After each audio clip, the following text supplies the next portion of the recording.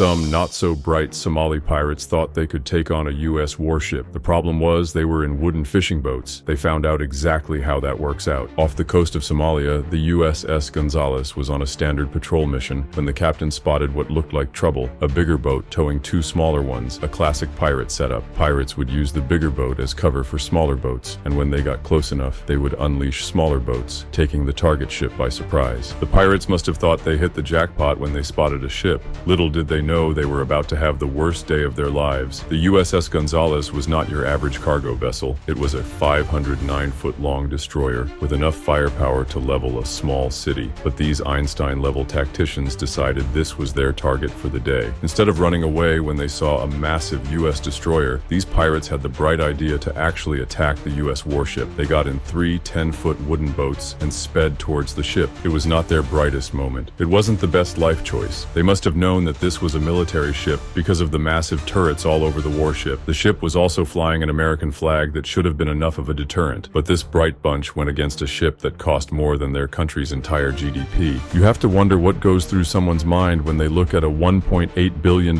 warship and think, yeah, we can take that with our wooden boats. It's like bringing a potato to a tank fight. The USS Gonzales had more computing power in its radar system than all of Somalia had in total, but these maritime masterminds thought their AK-47s would do the trick. They quickly moved in their speedboats towards the warship and opened fire. Obviously, it did nothing at most, some scratches. Then they made an even dumber decision. They started shooting RPGs at the ship. Why the hell would they do that? The captain asked his crew. No one knew. Give them a welcome present, the captain ordered the gunner through radio. The USS Gonzales couldn't even use their main cannons because the pirates were too close, but that didn't matter. The gunner let out a single burst from a smaller machine gun and hit a fuel drum on the pirates' biggest boat, turning their wooden vessel into a floating bonfire. The pirates learned a very expensive lesson that day. When U.S. Navy-grade ammunition meets plywood boats, the plywood usually loses. It's basic math, really. 50 cal rounds versus whatever wood they found on the beach. The result was exactly what you'd expect. It was at that point the pirates realized that they had messed up. They tried to run, but quickly understood that there is no running from a U.S. warship when they saw their mothership going up in flames. The 2 intact speedboats surrendered. Out of 27 Coast Guardsmen, that's what they called themselves, 1 ended up with the fishes, their captain, and 12 were captured with 5 of them wounded. The U.S. ship,